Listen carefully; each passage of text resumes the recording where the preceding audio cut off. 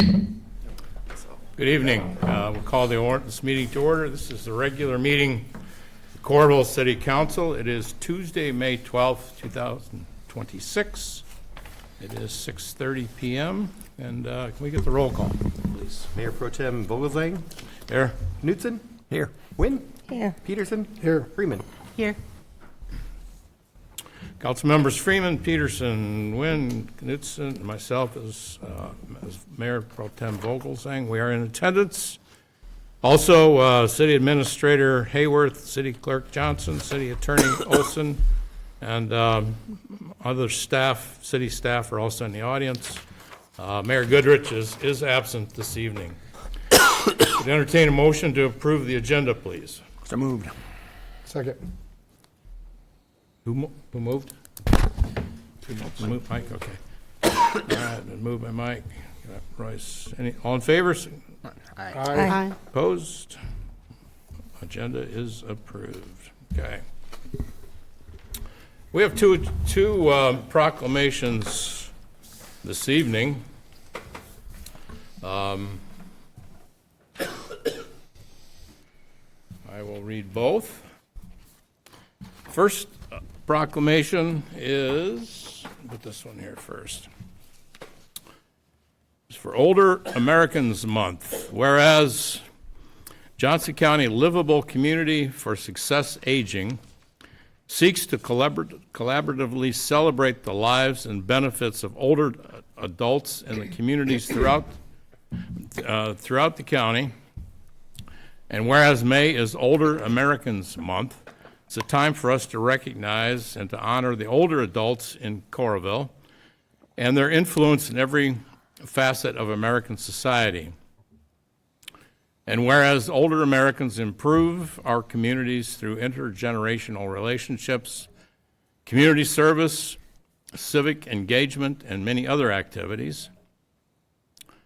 And whereas Older Americans 2026 theme, Champion Your Health, it focuses on prevention and wellness and personal responsibility as cornerstones of healthy aging. It encourages taking an active role in managing your own health, advocating for yourself, accessing preventative care, and making informed decisions that support independence. Join us in evidence-based approaches, self-management, and community partnerships that empower individuals to lead their healthiest lives. And whereas the City of Coralville must ensure that older Americans have the resources and support needed to stay involved in their communities, and reflecting our commitment to inclusivity and connectiveness. Now therefore be it resolved that I, Rich Vogelsang, Mayor Pro Tem of the City of Coralville, do hereby proclaim May 2026 to be Older Americans Month in the City of Coralville. And we urge all citizens to celebrate the profound positive impact of meaningful interactions and social connections with seniors for the entire community. Signed this 12th day of May, 2026. Now, I think there's somebody here to accept this proclamation. Okay. Would you like to say a few words, and then we'll take a picture?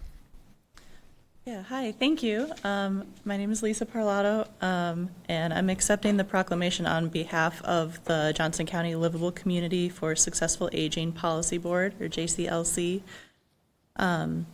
As you said, this year's theme is Champion Your Health, which focuses on prevention, wellness, and personal responsibility as all part of healthy aging. And the JCLC website at livablecommunity.org has a number of resources to assist residents in finding support in a variety of areas to connect you with the right resources too. We also have a few events to celebrate Older Americans Month throughout May. Coming up actually tomorrow, May 13th at 10 a.m. We have a presentation on nutrition titled Eat Well, Simple Nutrition Strategies for Healthy Aging, presented by dietitian Susie Roberts at the Johnson County Health and Human Services Building in room 203. And on May 19th, we have an art talk with Amanda Lensane on artists and aging at 10:30 a.m. via Zoom, and details for that are also on the JCLC website, livablecommunity.org. The JCLC will also be participating in Solon's Aging Well Expo on Tuesday, May 19th from 10 a.m. to 12 p.m. And finally, we're wrapping up a community survey project and would love to set up a time with the council to present an overview of those results. So if that sounds good, we'll reach out and set up a time with you. Okay. But thank you. Like a picture? Yeah.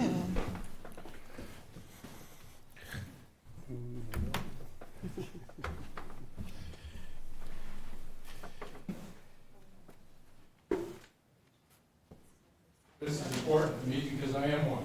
I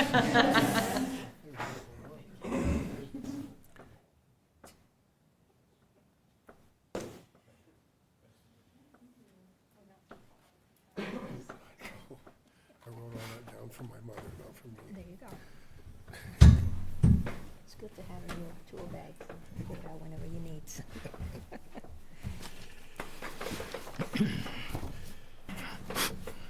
Okay, our second proclamation is for Asian American and Pacific Islander Heritage Month.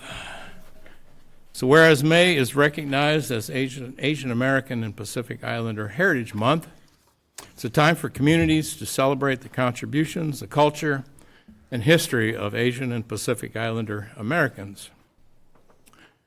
And whereas Coralville is a home to a diverse community of Asian and Pacific Islander Americans who have made significant contributions to the social, cultural, and economic fabric of our community. And whereas the month of May provides an opportunity to highlight and recognize the achievements and struggles of Asian and Pacific Islander Americans who have often faced discrimination, racism, and unjust treatment in our society. And whereas Asian American and Pacific Islander Heritage Month originated in a congressional bill in June of 1977. On March 28, 1979, President Carter issued Presidential Proclamation 4650, proclaiming the week beginning on May 4th, 1979, as Asian Pacific American Heritage Week. And whereas on May 1st, 2009, President Obama issued Presidential Proclamation 8369, proclaiming May 2009 as Asian American and Pacific Islander Heritage Month. And whereas the observance of Asian American and Pacific Islander Month provides a chance for all individuals and organizations in Coralville to learn about and appreciate the rich cultural heritage and diversity of our community. Now, therefore, I, Lori Goodrich, by virtue of authority, Lori has pre-signed this prior to her departure, by virtue of the authority invested in me as mayor of the Coralville, do hereby proclaim May 2026 to be Asian American and Pacific Islander Heritage Month in Coralville, Iowa, and to encourage residents to promote greater understanding, acceptance, and appreciation of the diversity that makes our community stronger and more vibrant, and along with local organizations and businesses to participate in activities and events that highlight the heritage and contributions of Asian and Pacific Islander Americans throughout the month of May and beyond. Thank you. And so we have someone here to accept this proclamation.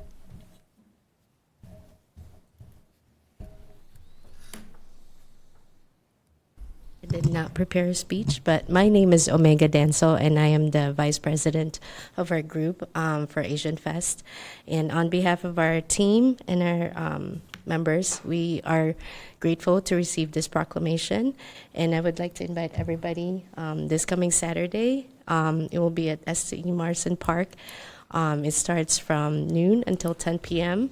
We have a lot of new activities and performances. People from Des Moines and surrounding areas are coming, so we're excited to present that to everyone in the community, and it's going to be a fun event. So hopefully you can all come, and we're grateful for this proclamation. Thank you. Good. So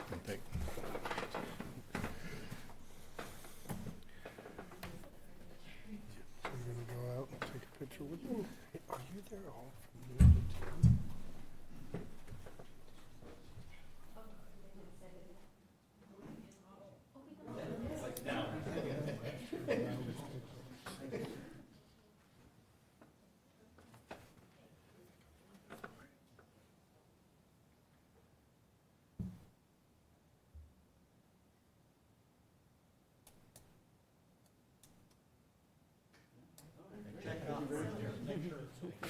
That's a fun festival. I would say that you got me like the fire company. Are you there from noon to 10? Yeah. We have a movie. Okay. All right, this portion of the meeting is for an opportunity for community comments. It's an opportunity for members of the public to speak directly to the council about items pertinent to the city of Coralville that does not have a scheduled hearing. Open meeting laws do not allow the council to engage in discussion or debate, but we do appreciate your thoughts and your concerns. So we ask you please step up to the podium and sign in, and please step close enough to the microphone and so that we can all hear what you have to say, and limit your speech to about 5 minutes or less. Anybody wants to speak to us?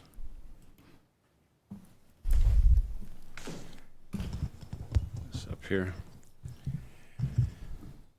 My name's Mick Kaler. My wife's with me here tonight. We own Kaler Collision Center located on James Street here in Coralville. We've been there 28 years.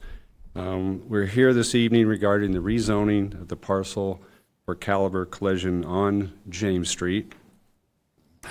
We feel that this is inconsistent with the Coralville community plan for various reasons.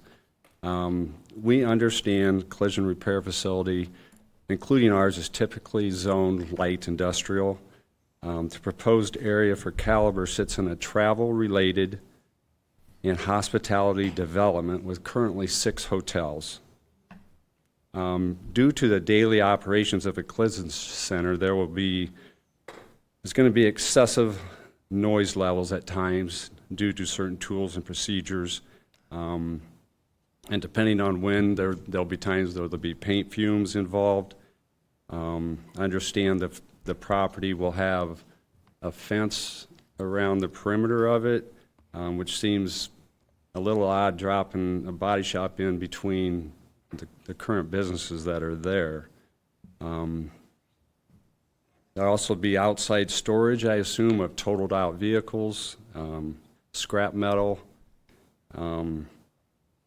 We also have, in our own shop, we probably had 10 to 12 vendors delivering parts daily, from semis to large delivery trucks, as well as tow trucks delivering non-drivable vehicles and taking totaled out vehicles away. So there's quite a bit of traffic with some bigger trucks involved.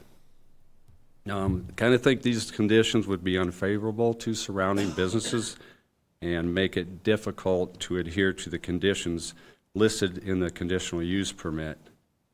Additionally, Gus Wilson and Tim Dearman, who represent Caliber, they're from out of state and they're basically real estate guys, may not have a clear understanding of the collision repair process. While that's understandable, they have provided some misleading and incorrect information, some that we'd like to clarify a little bit on. One of the things Gus had mentioned was that Caliber does small repairs. Not really sure what that means. To me, it would mean doing a repair that maybe takes a day to do, day and a half, something that's in the $2,000 range.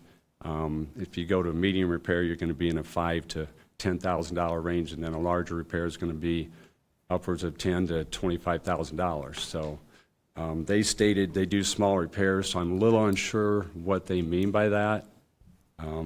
Could just be a mistake on their part, but I don't think they would just be doing small repairs. I think if they're getting vehicles in there to repair, they're going to be doing anything and everything that needs repaired. So they implied that they do not work on totaled cars, which is not untrue. It's just that I don't know if they're implying that other shops do work on totaled cars, which is not true. If the car's totaled, a body shop's not going to be working on the car. So I'm not sure what that statement meant. They've also stated that doors to the shop will not be left open except to allow vehicles in and out. Looking at the drawings, looks like the shop has 11 overhead doors, and I can't imagine a shop of that size not opening the doors if the weather permits. I mean, I know their shop's air conditioned, ours is air conditioned too, it's been for years, but if the weather's nice, our doors are open. We technically only have 2 overhead doors where we run cars in and out. I would imagine with the number of doors they have, that would be an issue. I'm not sure if that was something that was addressed or that they have to keep the doors shut. Little unsure on that. And then the other gentleman, Tim Dearman, he stated that the industry runs off of insurance companies. Insurance companies will, which 90% of what we do probably is insurance driven.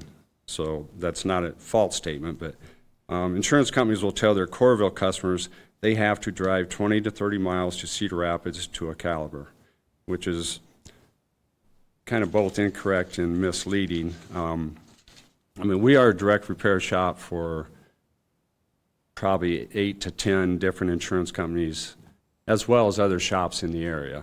Coralville residents and surrounding communities are all served well by our business. Insurance companies cannot mandate where you take your car to get repaired. Keep in mind, insurance companies have preferred providers, which we are too, but they still can't tell you where to get your car fixed. It's your car, your choice. So it is correct that they have to drive to Cedar Rapids to get to a Caliber shop if that's who they choose to go to, but it is incorrect that there are not shops in the Coralville area that can serve them. Caliber is known for acquiring privately owned businesses as a means to consolidate the industry.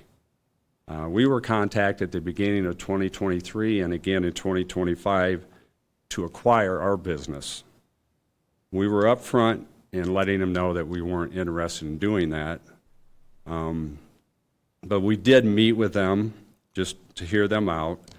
When they found out that we basically really weren't interested, and they kind of candidly told us that they would build near us if we didn't sell. They do look to acquire your trained and skilled employees. So the reason for buying a business like ours would be to step into, an established business that has employees they can step in and they're ready to roll because they've got everything in place, assuming the employees stay on. We were more apt to keep things. I mean, we're a family-owned business, and and our employees mean a lot to us, and so that was one of the reasons why we decided not to jump ship. And we believe in the small business atmosphere as compared to the big corporate people. We completely, we understand it's a natural part of doing business, and it's great for the community to have other options. We have strong relationships with many of the other shops in the area and work to support one another. With that being said, it seems like the overall mentality of Caliber does not align with the ethos of being good corporate citizens, as was noted by Tim Dearman in the previous meeting. It's important to us that the facts are correct and you provided accurate information on how the collision repair industry operates on a daily basis. We take great pride in our business, employees, customers, partnerships, vendors, and the community. We are always striving to support a thriving city of Coralville, including the local and family-owned businesses that this area was built on. We truly appreciate your time and thoughtfulness in regarding this matter. I would say I'd be happy to answer questions, but I realize you can't ask questions. I know we did send an email out to everybody and explain some of this, but at any point, if you have any other questions, please let us know. So the big part of this is trying to keep the small businesses going. So we would just ask that you would consider this, not really just for us, but in other businesses in the same situation. So thank you. Thank you. Anyone else?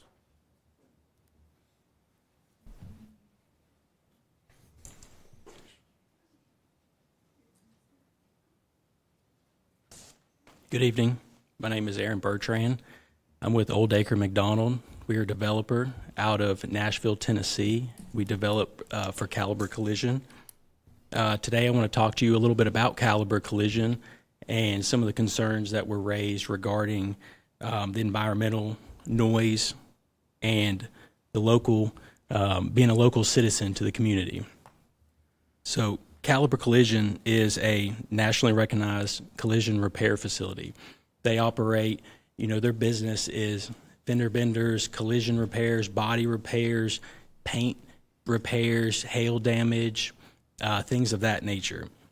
Caliber is not a junkyard. They are not an oil changing facility. They are not a tire changing facility with loud air guns. All the cars that are in the queue behind the fence are waiting to be worked on, whether that's waiting for the queue for a technician to get to them. Maybe they're waiting on parts to come in, but those cars are not there for a very long period of time. These facilities are highly regulated businesses that operate under strict federal, state, and local environmental standards related to paint, systems, air filtration, waste handling, and water protection. As far as the environmental concerns, Caliber Collision repairs facilities today that operate differently than most people may imagine. These facilities will utilize enclosed paint booths, advanced air filtration systems, regulated hazardous material handling, licensed waste disposal contractors, and they are all compliant with the EPA, OSHA, and state regulations. As far as noise, we understand noise is an important concern for nearby residents and businesses. Most work occurs indoors within the enclosed service bays. Typically, operations are substantially quieter than many people expect. Repair work is performed inside the building. Paint booths are enclosed and filtered. Vehicle storage is organized and limited. And business hours operate Monday through Friday, 8:30 a.m. to 5:30 p.m., similar to that of your local banks or businesses. We've developed Caliber Collisions next to elementary schools, residential neighborhoods, shopping centers, and more. As far as the community involvement, Caliber Collision contributes to the communities in several ways. Local employment. They offer skilled technician jobs.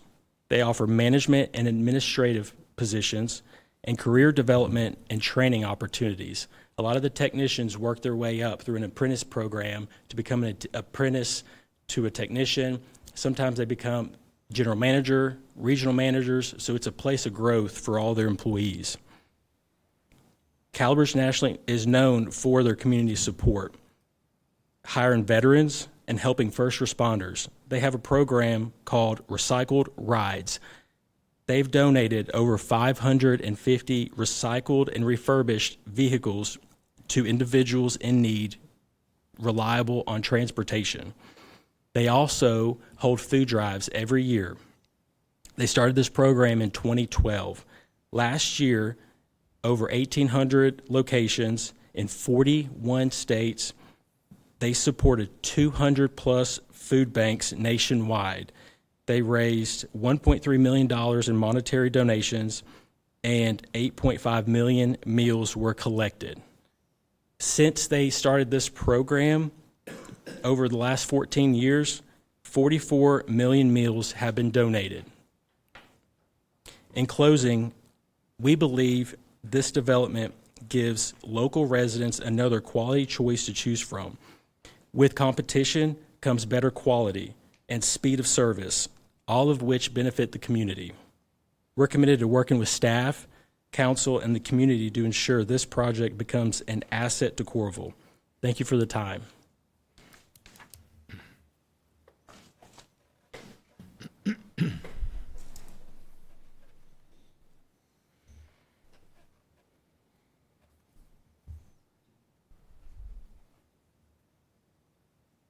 Sorry, I'm just signing.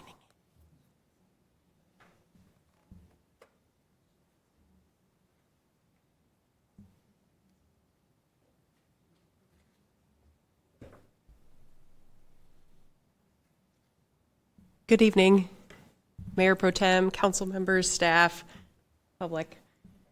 My name is Jenny Wunderlich, and I am running for County Supervisor for District 3, which includes Coralville.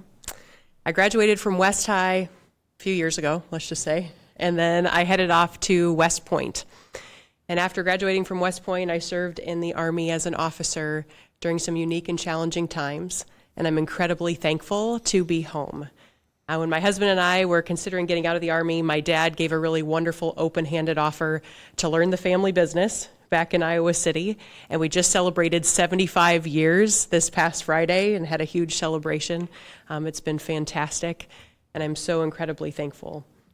But all of those experiences, on top of being a mom, a 4-H leader, community leader, all of those things have definitely developed in me an incredible desire to serve with action. I love serving. I love working with people. And those roles also keep me really close to the day-to-day realities that families and employers are facing, balancing budgets, creating opportunity, and solving problems in practical ways. I'm running because I believe in positive problem-solving leadership, and that government works best when it's focused on core responsibilities as well as addressing mental health needs in really meaningful ways. I bring experience from military service, small business ownership, hands-on community involvement. I'm committed to steady, solutions-focused approach in this role. Mostly, I'm just really excited to serve, hopefully in an additional way than I do right now. I love working with people, being a liaison between multiple organizations, and I would really appreciate the opportunity to meet with any of you about what's important to you and how to help make that happen to make our community stronger. Thank you so much for serving. I know how much time and effort, and so often is a thankless role, whether it be even on staff, but also as elected officials. Thank you very much for this time as well.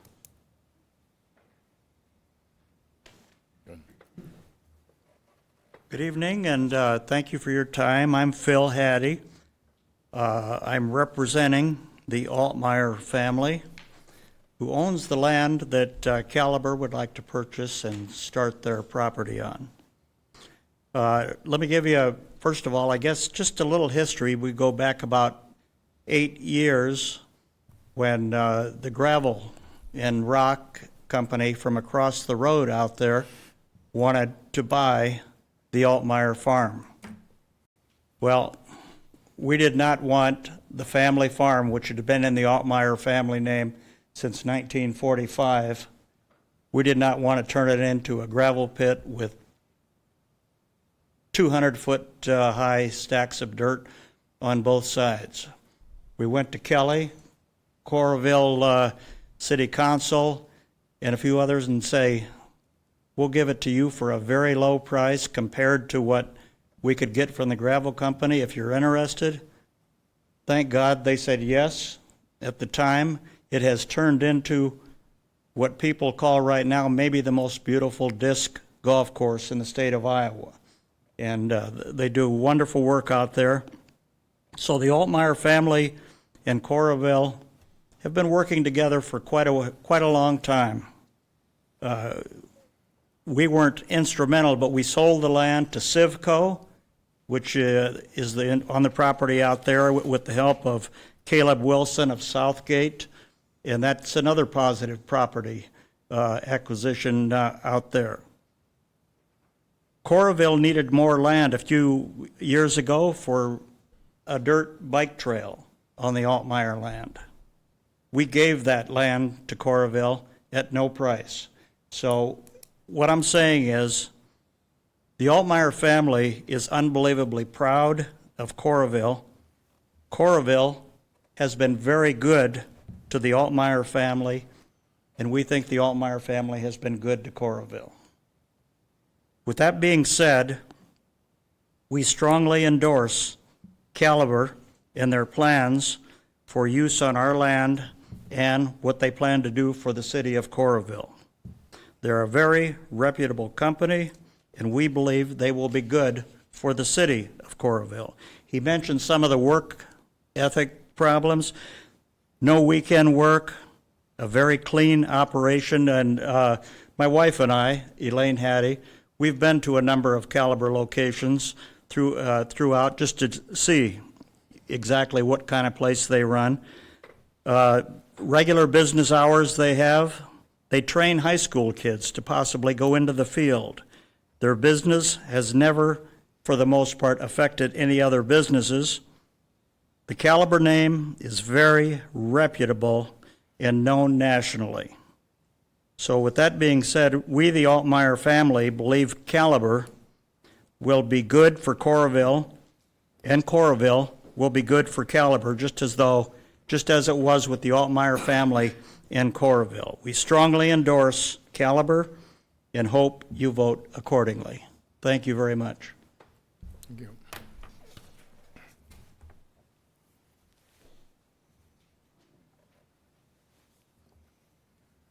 How's it going, everybody? I will not take much time. My name is Michael Gibbs. I'm with GLD Commercial in Cedar Rapids. We're a commercial real estate advisory firm. I've represented Hawkeye Hotels for many years, and so as representative of Hawkeye Hotels, they gave me their blessing to come in here, and we're selling a piece of the land next to where Hawkeye has their corporate headquarters, but also they own that Fairfield Inn. So we're selling a piece of land to Caliber to complete this deal, and we have no worries whatsoever in that it will disrupt the hoteling business. We've also went and looked at other Calibers and have agreed to an arm's length transaction that it would have no effect on the business. So I wanted to put that out there. Thanks, everybody.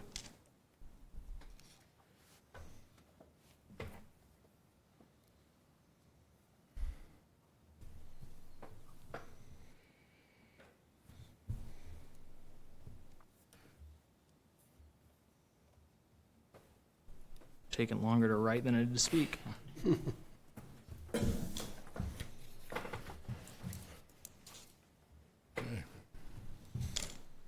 Thank you. Thanks, everybody. All right, let's move on to agenda item number 6, which is Caliber Collision. This will make auditor's plot 2025-104 the same zoning as the Altmeyer Acres Outlot B. May we have the resolution, or the ordinance, please? Yes. Ordinance number 2026-1004, an ordinance amending the Coralville zoning ordinance, the same being ordinance number 2020-1009 is previously amended, rezoning certain property located within the corporate limits of the city of Coralville, Johnson County, Iowa, and generally known as Auditor's Parcel 2025-104 from CPUD2 Commercial Planned Unit Development 2 District to C2 Arterial Commercial District. This ordinance introduced for second consideration by Councilmember Knutson, seconded by. Second. Second by Royce. Okay. Any discussion?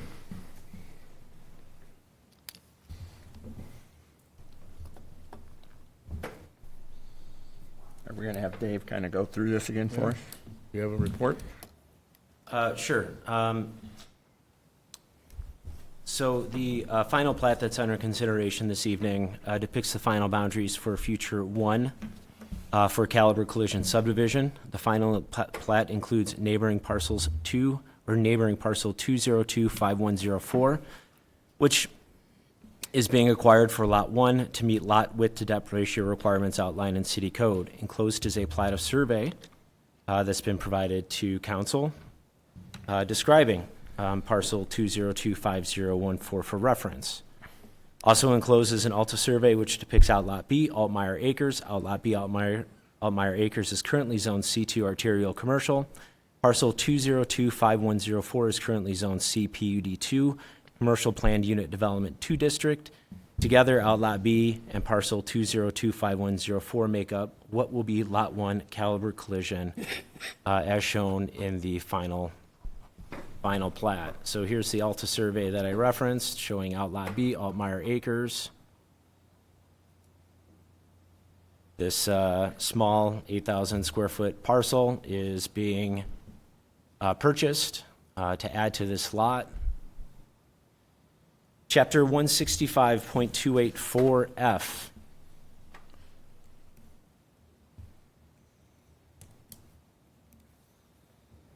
Allows automobile service, repair, painting, body works, upholstery, or similar refurbishing businesses with a conditional use permit and the following provisions.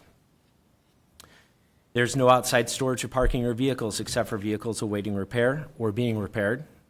All such stored vehicles must be currently licensed for public street use. And in any event, no vehicles shall be stored or parked outside for more than a total of 30 days. The Board of Adjustment considers conditional use permits, and it is their role to review site plans and building design for automotive repair businesses in the C2 Arterial Commercial District. At their January 19th, 2026 meeting, the Board of Adjustment approved the conditional use permit with the following conditions. The first three are the provisions that are listed under item F. Item 4 is there's no outside storage of material or equipment at any time. The conditional use permit is contingent upon city staff final approval of the site plan and building design. The site shall at all times be maintained in conformance with the approved building design, site plan, and landscape plan. No changes will be allowed unless authorized by the Community Development Director and only after approval of amended designs and plans. And finally, the conditional use permit and conditions shall run in perpetuity with Caliber Collision. Once the operator changes, the conditional use permit shall be considered expired, and a new operator will be required to apply for a conditional use permit, at which time conditions will be assessed again.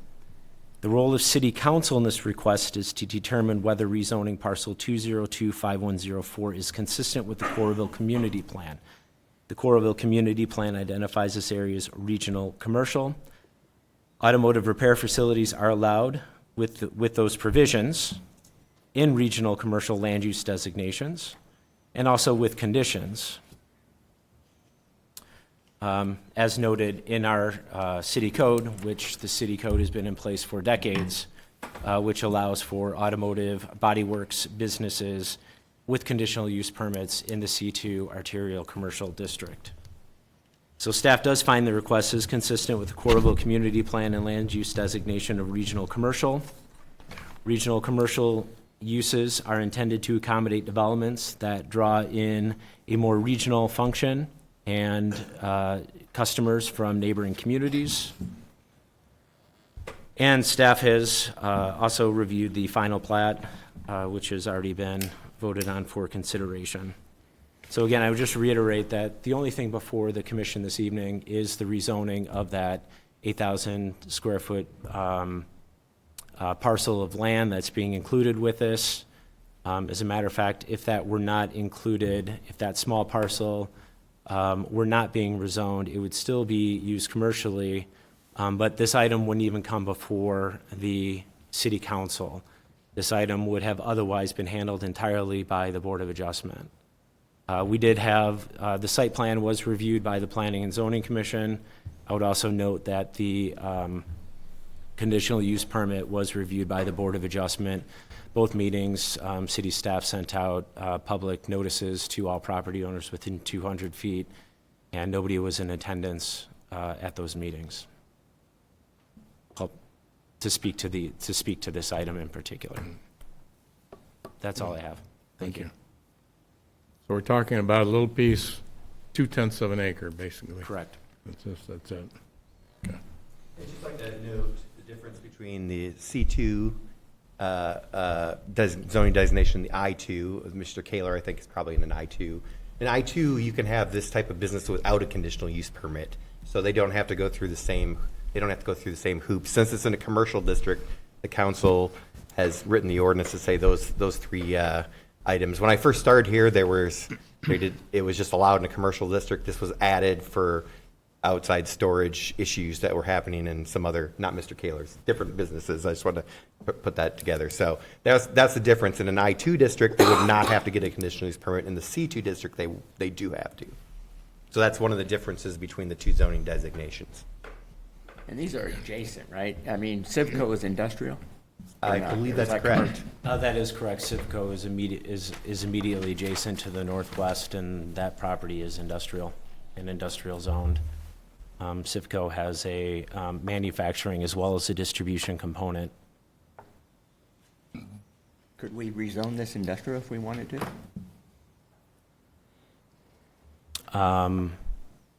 You could, but it would accomplish the same with less control. I'm just talking theoretical. I mean, they're adjacent, and yeah, we move these things around. You know, this is a long-term plan that we have, in my view, and tweaks like this are very common. For the permit being running in perpetuity with Caliber, does that mean, so when you say the operator changes, so if Caliber doesn't exist anymore, whatever business goes in there, we would have to reevaluate? Yeah, if a new Okay. business would come in, they would have to come back and apply for a new conditional use permit. Okay. Okay. Any more questions or discussion? I guess I have one comment, just to be clear. We've had a lot of discussion about locally owned business, and I certainly support locally owned businesses.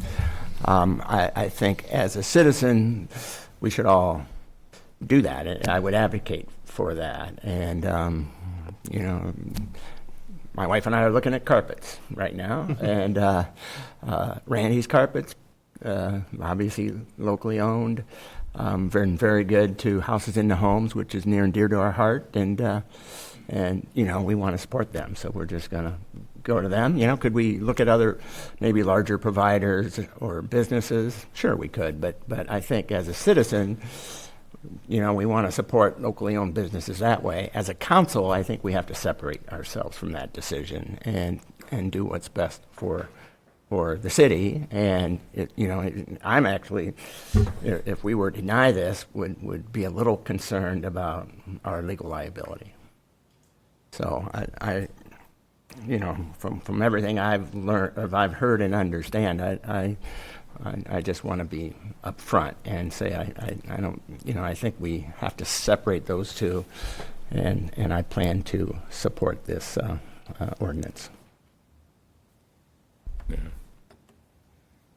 Yeah, the question boils down to just simply the rezoning issue, not the competition issue either. So, any other questions or discussions?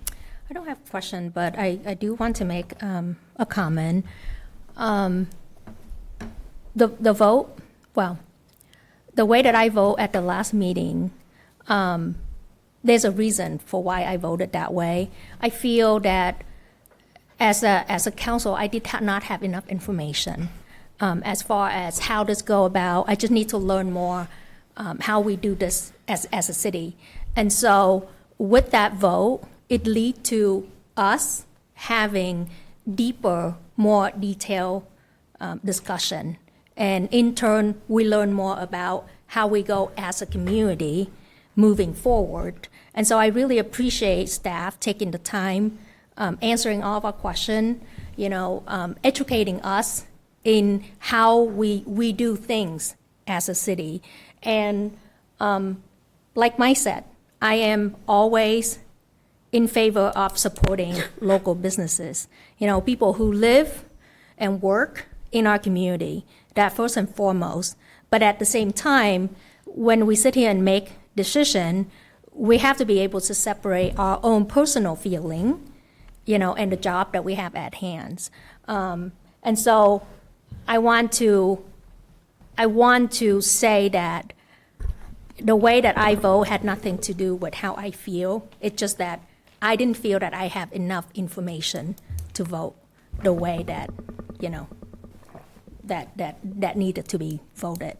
And so this is a prime example of how elected official working with staff, learning more about what we don't know, because we are not expert in any of these things at all. Staff do this day in and day out. This is their work. And our job is to ask them questions, to trust in their expertise, and make the decision that work best for our community. So thank you again. And thank you to everyone who come and speak. We appreciate you taking the time, you know, to let us know. We value the choice that you make to have the business in our community. You know, at the end of the day, without business, we wouldn't be able to provide for the city. And just like staff said, the job of council right now is to approve the zoning. It had nothing to do with the business that come and utilize that parcel. That is the job of staff, to hold that business accountable, to hold that business to be aligned with the condition that is laid out.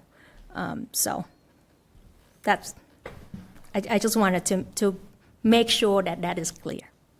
Thank you. Thank you. Anything else? Roll call. Mayor Pro Tem Volzing, Aye. Quinn, Aye. Peterson, Aye. Freeman, Aye. Knutson. Aye. Ordinance passes, all ayes. Agenda item number 7, utility fees and deposits. As part of the fiscal year 2027 budget, certain utility rates and fees have been changed. And regarding water, solid waste collection, delinquent utility accounts, fees, and utility account deposits. We hear the ordinance, please. Ordinance number 2006-1007 is an ordinance amending chapter 107.03 and 107.04 of the Code of Ordinances regarding water rates, solid waste collection fees, administrative fees for delinquent utility bills and utility account deposits. This ordinance introduced for first consideration by Councilmember Wynn, seconded by. Second. Second by Freeman. Okay. Any discussion? Do we have any staff update? No, all of the amounts in the ordinance are as proposed during the As in budget the and budget. discussed during Right. the budget cycle. These are going to affect July 1st. July 1st? Okay. Thank you. Anything else? Roll call, please. Councilmember Peterson, Aye. Freeman, Aye. Knutson, Aye. Volzing, Aye. Quinn. Aye. Ordinance passes, all ayes. Item number 6, Coralville Iowa River Landing West Parking Facility Stair Replacement. Vicky's got a bid report for us. Yes, good evening, everyone. On Friday, May 1st, we had our bid opening for our West Ramp stair replacement project. Our engineer's estimate was $180,000. We had 2 bids. Sycon Structural Solutions for $432,265, and Western Specialty Contractors for $1,100,000. In reviewing the bids with our consultants, some of the material specified and some additional shoring costs, and honestly, one of the biggest items was the current bidding environment has led to significantly higher prices.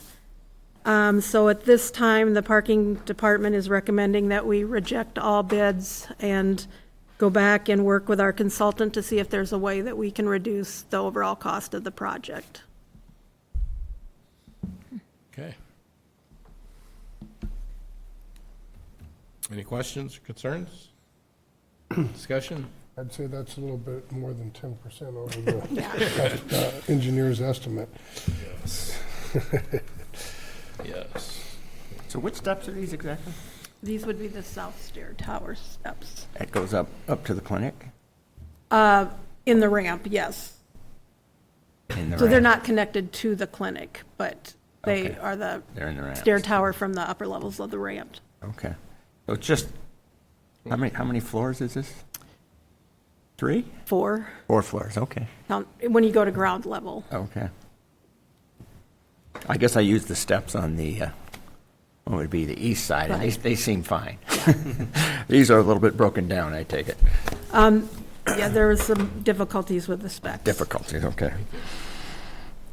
We have the resolution, please. Resolution rejecting all bids for the Coralville Iowa River Landing West Parking Facility stair replacement. This resolution introduced for adoption by Councilmember Peterson, seconded by. Second. Seconded by Wynn. Okay. Any more discussion? Roll call, please. Councilmember Freeman, Aye. Knutson? Aye. Vogelsang? Aye. Quinn? Aye. Peterson? Aye. Very good. Agenda item number 9, 8th Street improvements. Up to the 12th, from 12th Avenue over to the Recreation Center Drive. This, give the resolution, please. Resolution approving an engineering services agreement with RDG Planning, oops, that's the wrong one, sorry. Resolution approving an engineering services agreement with Shoemaker and Holland for 8th Street improvements, 12th Avenue to the Recreation Center. This resolution introduced for adoption by Councilmember Freeman, seconded by. Second. Second by Wynn. Okay. Any discussion about this? This is just for reconstruction of the street. Yes, 8th Street itself, from the current entrance drive to the rec center, east to just west of 12th Avenue. So it'll be a total reconstruction, similar to what has been going on outside here on 5th Street. New pavement, new storm sewer, new water main to help support the new rec center facility, and new sidewalks. So total reconstruction. Back in, I think it was 2015, we rebuilt 8th Street west of the current rec center entrance driveway. But at that time, we did not replace the water main. So as part of this project, we will also be extending new water main west to Morrison Creek as part of this. What would be the time period for construction, I think? It'll be split roughly? into 2 construction seasons and really targeting the summer months when school is not in session just because of where it is. So we would look at the first phase occurring in summer of 27, actually probably starting late spring of 27. And then the final piece would be summer of 28 with the goal of being completed by August 2028 when the new rec center would be scheduled to open.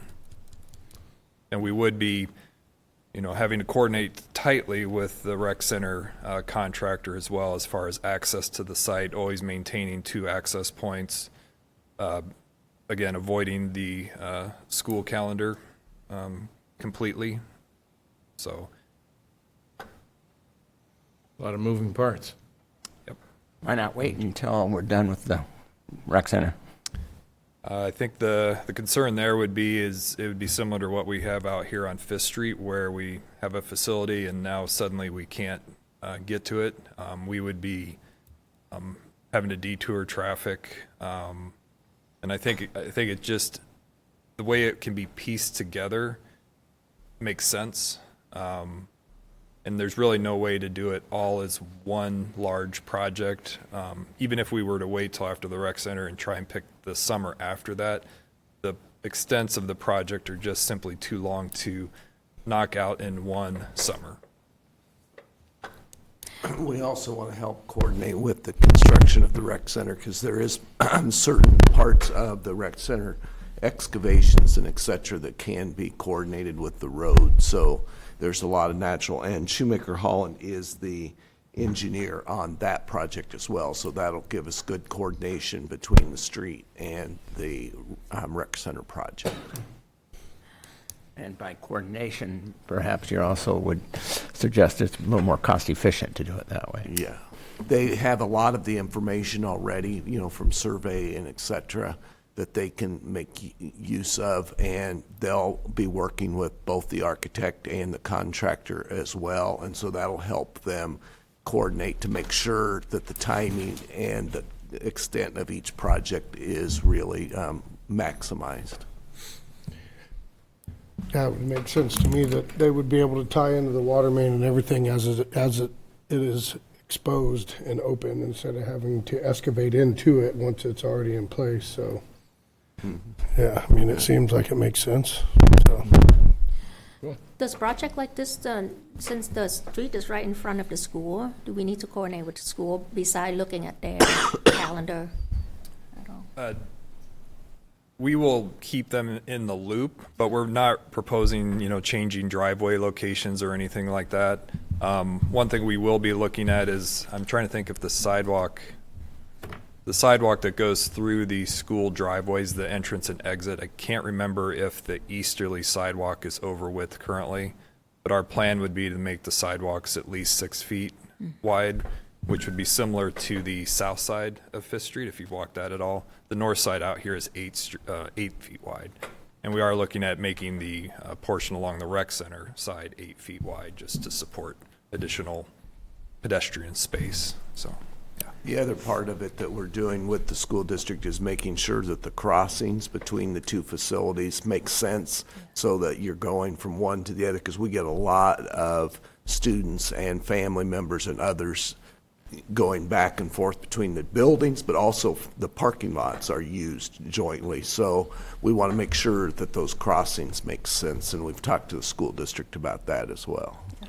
Would it be possible to, later down the road, to have some sort of like flashing something? Because it's even though the crosswalk is painted, but I mean during school traffic, cars just fly through. Some cars just don't pay attention at all. So just having something a little bit more eye level visibility, I think that would be very helpful. We will make sure that we look at that during that. Thank you. Turning lanes? No. No, why not? Don't have the space for it?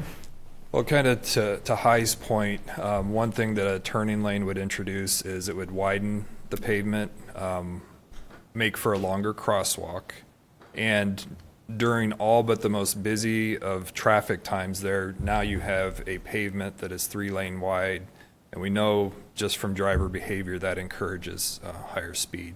So between the two, we're going to still have 2 parking lots at the rec center, and between those 2 parking lots and having access to Northwest Middle School's parking lot for swim meets and things like that, my recommendation was to not try and introduce a turn lane for those reasons.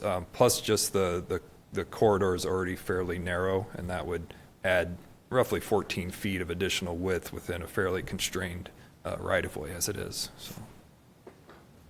Cool. Quick question, Scott. Would the lighting or the speed, what do you call it, the speed hum, what is the data proven when it comes to speed hum for people to slow down? We don't deploy speed bumps or speed humps on on public streets by policy. Okay. Yeah. Good to know. But we could change that if we wanted. I would not support it. Yeah. I've kind of handled that issue for my entire career with lots of residents across the community, business owners, and it would be hard eventually to say no to speed bumps and speed humps. And then you have to think about, okay, well now what is EMS response times if this one neighborhood has speed bumps every so many feet. So I would not be a supporter of deploying speed bumps or humps to public streets. Snow plowing effects and everything. So. That too, yeah. Okay. Any more discussion? Questions? Roll call, please. Councilmember Knutson. Aye. Vogelsang. Aye. Wynn. Aye. Peters. Aye. Freeman. Aye. All ayes, resolution passes. Thank you. Agenda item number 10, Ridgeview Stormwater Basin Improvements. This is for the design and limited construction services for improvements. Can we have the resolution, please? Resolution approving an engineering services agreement with RDG Planning and Design, Inc. for the Ridgeview Stormwater Basin Improvements. This resolution introduced for adoption by Councilmember Knutson, seconded by. Second. Second by Freeman. Okay. Discussion. Do you have anything, Scott, for me, Scott? for this? Yeah, let's figure out where this is. I couldn't find Lucas Avenue. Yeah, and I wanted to apologize actually on the previous memo. I really do like to include a graphic. I think most of what we do here involves something spatial, and I typically like to provide a little figure of some sort, but I missed it on the previous one, and I missed it on this one, so I apologize for that. But yes, in response to Councilmember Freeman's question, I thought I'd just better bring up the Johnson County PIV website to just show you exactly where we're talking about. So I'm going to highlight. So on your screen here, this is East Ridge Elementary School here, and this is Western Hills Mobile Home Park here. The properties that are highlighted blue were given to the city of Coralville, I can't remember how many years ago, Kelly, 5+ years ago, by the adjacent developer of the Ridgeview subdivision. And that was for the purpose of stormwater management, open space, and it's also where our Central Trunk Sewer Phase 1 project was recently extended through. The Ridgeview subdivision is most of this area to the east of the of those parcels that are shaded blue, and this is Ridgeview Part 2, single family, and then there's more single family, duplex, townhome, and multifamily coming here, and a majority of that area's stormwater management will be provided in this city property. And so we are responsible for, per the agreement with this property transfer, to design and construct that stormwater management. And so, and there will also be some amenities around the stormwater basins as well. And so this engineering services agreement with RDG is to start the design process and ultimately get us to a point where we have a final plan set that can be taken out for bid. But one of the reasons we do want to get going on the design is because there are some elements that may be impacted with the Ridgeview subdivision. And so we want to make sure we are firm on what we need to do on our property related to the stormwater management, open space amenities, before we set in stone anything else here on the Ridgeview subdivision side. You mentioned amenities. Yes. Can you expand on that? Yeah, we're looking at one of the key features of this stormwater basins that we're talking about would be a wet pond down closer to Highway 6. So it'd be visible from Highway 6 and Lucas Avenue here on the east side. And that would have a pedestrian walkway around it, likely shelter, other features. The trail system will extend up through this I was going to ask about that. Back up to future Oakdale? Future Oakdale, and then all the way up to ultimately Forever Green Road. Okay. We'll generally be following the Central Trunk Sewer alignment. Mostly because that, by necessity, that sanitary trunk sewer had to follow some fairly traversable terrain. Yeah. So part of this design will be looking at where that trail will fit in this open space. And there is also a stormwater wetland component upstream of this wet bottom pond too. So I think it'll be a really nice open space, linear park space that will certainly connect to more, and ultimately to the park space that we're opening up. Yeah, right. So, Very nice. One of the other reasons it's important to do it now is because it's also, in conjunction, this will figure out the elevation of Lucas and then the adjacent subdivision so that we can maximize the amount of green space the flat green space that is usable. So that's another component of this that'll be helpful as part of this study. I have one question on that pond. Would the DNR work with us to stock that so that it's that's one of the things that they are very willing to do.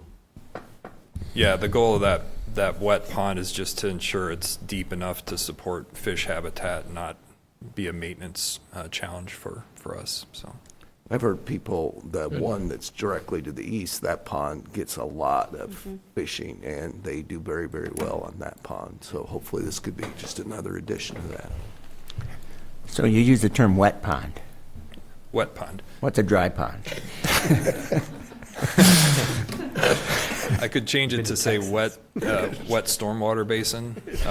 Okay. It just means there's a permanent pool of water. Deep in enough there. to have fish in Yeah. it, basically, yeah. Deep enough.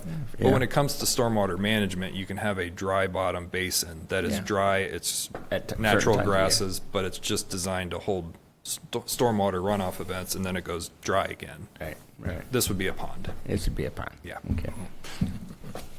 I'll call it a pond next time. Any more discussion?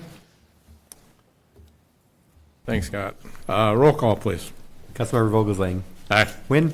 Aye. Peterson. Aye. Freeman. Aye. Knutson. Aye. Resolution passes, all ayes. Thank you. Agenda item number 11 is the Oakdale Boulevard extension. This accepts the extension of Oakdale Boulevard from the westerly terminus to westerly to the approximate intersection with Crossing Ridge Drive as being completed. Entertain a motion to approve pay estimate number 13. So move. Second. Moved, second by I move. By Royce Royce? second. Royce, okay, second by Royce. Thank you. Any discussion? Hearing none, roll call. You can do a voice vote on that one. Voice? Yep. Just say all in favor. All in favor? Aye. Opposed? Okay, Thank you. thank you. And we have a resolution. Resolution accepting the Oakdale Boulevard Extension 2023 is completed. This resolution introduced for adoption by Councilmember Vogelsang, seconded by. Second. Second by, any discussion? Roll call. Councilmember Huynh, Aye. Peterson, Aye. Freeman, Aye. Knutson, Aye. Vogelsang. Aye. Resolution passes, all ayes. Number 12, Second Amendment to the Iowa River Landing License Agreement. This will extend the license agreement for Catch Boutique until January 31st, 2028. Have the resolution, please. Resolution approving the Second Amendment to license agreement with DeFaw Corporation doing business as Catch Boutique. This resolution introduced for adoption by Councilmember Huynh, seconded by. Second. Second by Freeman. Any discussion? Roll call. Councilmember Peterson. Aye. Freeman. Aye. Knutson. Aye. Vogelsang. Aye. Huynh. Aye. Resolution passes, all ayes. Item number 13 is the First Amendment to the Redevelopment Agreement. It gives the city approval to, for the original developer to assign the agreement to the current project developer. We have considered the resolution, please. Resolution approving First Amendment to the private redevelopment agreement with RDC-FDC Iowa Investments LLC and RDC-FDC Iowa Development LLC for the Gather Iowa project. This resolution introduced for adoption by Councilmember Peterson, seconded by. Second. Seconded by Wynn. Thank you. Comments and questions, discussion? Yeah, this does not change any of the agreements. This just meets better defines based on the request of the financer of the project, and so it keeps all of the provisions as we've discussed the same, but does make it clear for the financing of the project. Financing of phase one. Phase one, correct. Yes. Because the question was, they were concerned that they were part of phase two, which they're not. Okay. Any more discussion? Roll call, please. Councilmember Freeman. Aye. Knutson. Aye. Vogelsang. Aye. Huynh. Aye. Peterson. Aye. Resolution passes, all ayes. Consider a motion to approve the consent calendar as presented, A through E, double E, sorry. So moved. Motion by Royce. Second. Second. Second by Katie. Okay. Any discussion? Roll call. Councilmember Knutson? Aye. Vogelsang? Aye. Quinn? Aye. Peterson? Aye. Freeman? Aye. Thank you. City Administrator's report. First, I'd just like to thank all of the people that volunteered to help this last weekend for our event here and the Recycle Swap Meet. I think it was one of the best that we've had attendance by the public and participation, and it was just outstanding to see the items coming and going almost as fast as they came. There was also a plant swap as well, and then a battery recycling and a shred day, and they were lined up down the street waiting for shred day. So just a great event, and it takes some planning on several people's part, and just thank them for that. We've got a couple opportunities coming up to help around the community. On May 13th will be our final cleanup for this spring. From 5 to 6 p.m. they'll be cleaning up. You'll meet at Heartland Inn and go along the Crandic Railway there. And then next Tuesday morning from 9 till noon, there will be plantings done all around the city. So that's May 19th from 9 to noon, and anyone's welcome to participate and then join us for lunch after the plantings are done. So that's all I have. Mayor Pro Tem. Sorry, Kelly, where do you meet for the planning? I'm sorry, the planting will meet at the shelter by the Aquatic Center parking lot. Thank you. Very good. We'll jump, City Attorney, do you have? I have nothing. Nothing? I just have a couple of things. The applications for the July 4th parade have been published, so we're looking for parade participants. A big shout out to everyone that was involved to the Pan Am Wrestling Championships, another huge event. It was great, really great event. The other thing that I want to mention is we had a couple of ribbon cuttings coming up. One is at the Iowa Custom shirts and hats on the strip. It's on Thursday, 4 o'clock. The other one is an exciting addition to the city. It's been named the Colony Natural Recreational Area. And we're going to have a ribbon cutting and open house on Thursday, May 14th. It's going to be starting at 5 o'clock. There'll be notices posted on our website, coralville.org/colony rec area.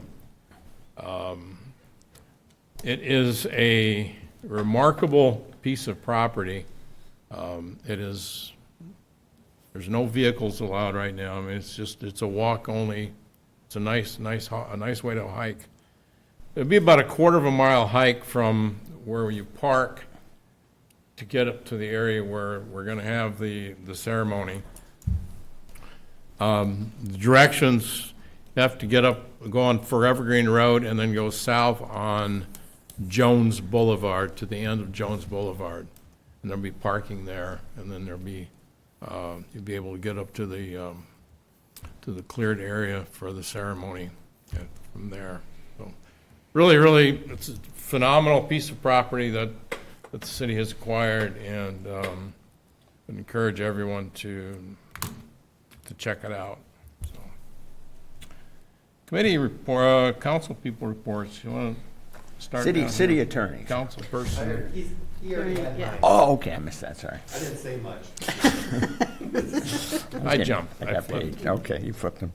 Katie? Yeah. Yeah, so last week had the Arts Commission meeting, and we had a really good discussion there about the commission being in support of and wanting to move towards maybe a more robust public art program beyond just theater.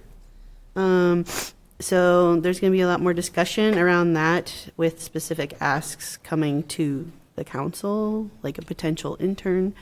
So I just wanted to bring that up. I'm excited about it. And that's all I really have. Okay. Rice. Well, I have to admit that I tried to beat the public out to that property that they're doing an open house on and get all the mushrooms. And I did walk the whole quarter mile. Any mushroom? I got beat. Somebody beat me to it. But that's okay. It was a beautiful walk. I think it's a beautiful area. I love the paths that they have put in place, and seems to be they planted some grass that's going to make it easier to walk. And so, yeah, I highly suggest getting out there. And also, you know, it always amazes me that we had the mayor cleanup week started, of course, this week, and people put a lot of stuff out starting Saturday, I think. And we had the swamp meet and all that. But, you know, it doesn't matter what you put out there. It just disappears. I mean, to me, it's junk, right? But it's like, I seen a guy, he had a truck and a trailer, and he had his stuff piled so high, he was scratching his head trying to figure out how he's going to get the rest of the stuff that was on the side of the road on his truck. But I think that's a great idea. Like, you know, one man's garbage is another man's gold. So, you know, kudos to whoever came up with that idea. That's all I have. Thank you. Aye.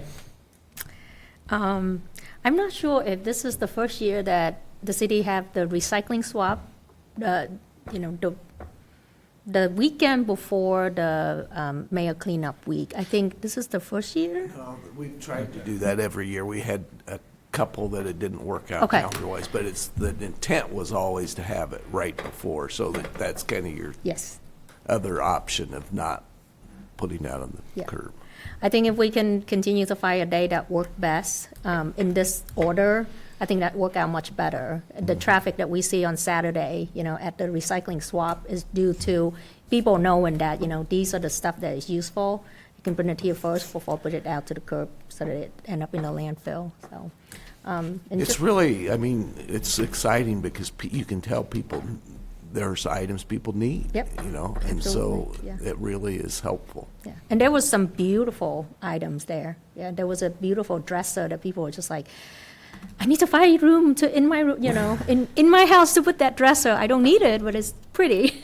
So it was exciting to see. And thank you to city staff for putting in the hour to make this happen. I think this is one of the pride that I feel as a Coralville citizen is that, you know, we really take care in taking care of our environment, not only providing, you know, trail and recreational, but also looking a little farther as far as keeping things off of the landfill, trying to encourage people to reduce, reuse, recycle, the 3R. And it's certainly harder if the city as a whole don't take the initiative. So I think that is very important that the city put forward effort like this to encourage residents to participate. And it's have been proven that it's been popular because year after year after year it's get bigger and bigger. And it's good to see that, you know, there's still stuff at the curb, but I would like to think that it's less and less stuff at the curb. So that's good. As an Asian American, May is AAPI month. Thank you for the proclamation. And I want to echo what Omega said earlier, that this weekend, this Saturday, is Coralville Asian Festival. This would be the 4th year that is being held in S.C. Morrison Park. We are hoping for no rain. You know, it's just nice, beautiful weather. This year it's a little bit longer. It's going to go from noon to 8 with all the festivity contests. There's a spicy noodle eating contest. So if you like noodles and you like to test your spiciness, come on out. It's open to everybody. And there's a great prize at the end for the last person standing. Yeah. Antacid? I'm sorry? Antacid? No, a gallon of milk. No, just kidding. There's also a chopstick contest. If you practice your chopstick skill, it's gonna be fun. And then after that, there will be a movie in the park as well. So if you cannot make it out during the day, and just want to wind down, bring blanket, comfy chair, come out to the park and join us for a movie. We even have popcorn. It's free and open to everybody. It really is an event where we wanted to celebrate, not only the heritage, the cultural, the tradition and custom of Asian American, but also to share those with the larger community, and just to bring, awareness that we as a community is diverse, and that diversities really contribute into the beauty and the kindness and the community that we are as a whole. So I hope that you take some time to come out and enjoy with us. That's all I have. Just to let you know, everything that we said on the curb is gone. Oh, Everything's that's gone. good. Mike? Thank you, Mayor Pro Tem. I don't have anything to report. Okay, thank you. This time would entertain a motion to adjourn to executive session to discuss strategy with council. Discuss moved. I gotta read this whole thing. right? No, No? you just say for real estate, and we'll be. For real estate Yeah. purposes, okay. I think Mike moved. Mike, you moved? Second. Moved? Okay. That one needs a roll call vote. Roll call. Councilmember Knutson. Aye. Vogelsang. Aye. Wynn. Aye. Peterson. Aye. Freeman. Aye. Okay.